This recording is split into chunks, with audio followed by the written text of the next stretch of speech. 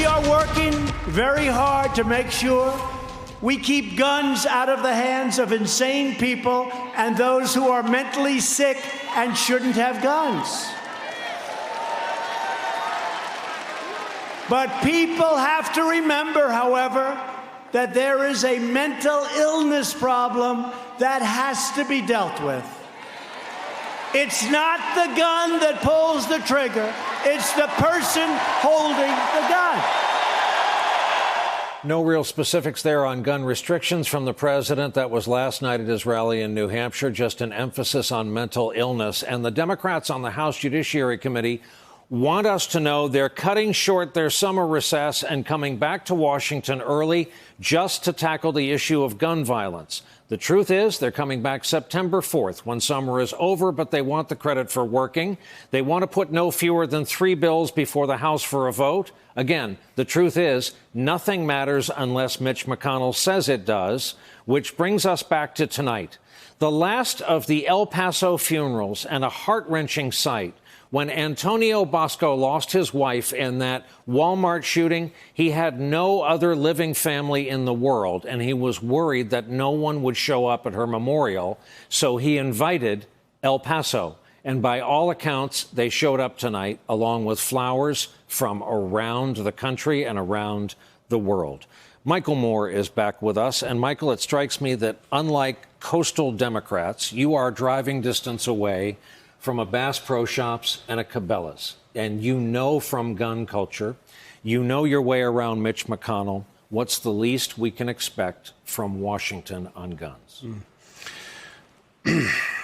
Well, I'm also in a state that's a half a mile across the river from a country where their boys watch violent video games, where they have mental health issues, where they have all the stuff. Oh, by the way, hunting's the #1 sport in Canada. There are more guns than hockey sticks. Are AR-15s a problem?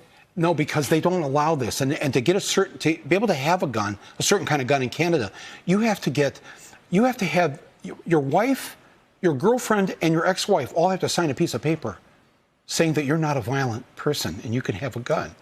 You know, I think that Canada just does this in a very sane way. They let hunters be hunters, but they don't allow children to be able to take guns into schools.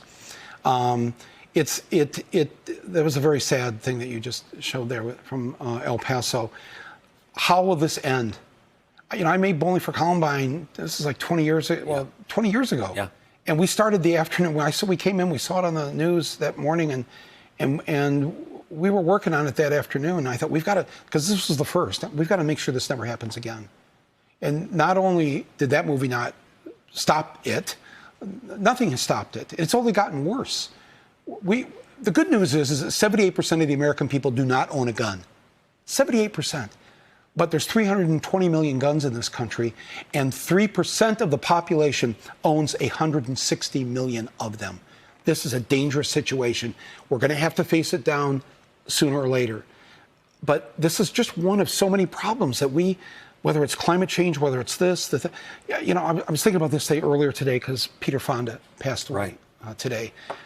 And this today is the 50th anniversary of Woodstock. And it's the 50th anniversary of his movie, Easy Rider, this summer. And,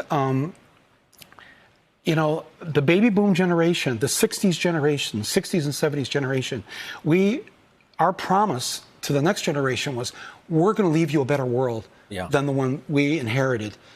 Not one that's polluted, not one where there's all this violence, not one with war, and thinking about that, and actually I was talking to Peter Fonda just a couple months ago. He was going to come to my film festival that I have in the summer in Michigan, and they couldn't make it because he was not well.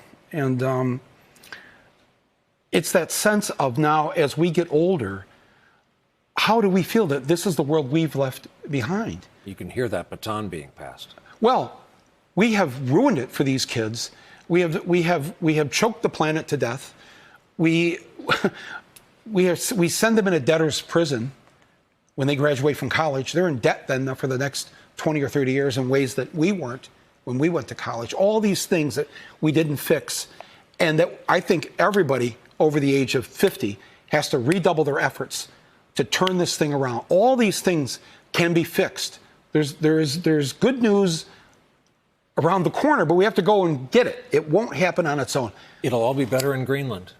I'll see you there. Yes. Michael Moore, our guest in the studio tonight. Thank you. Thank you, Brian. Hey there, I'm Chris Hayes from MSNBC. Thanks for watching MSNBC on YouTube. If you want to keep up to date with the videos we're putting out, you can click subscribe just below me or click over on this list to see lots of other great videos.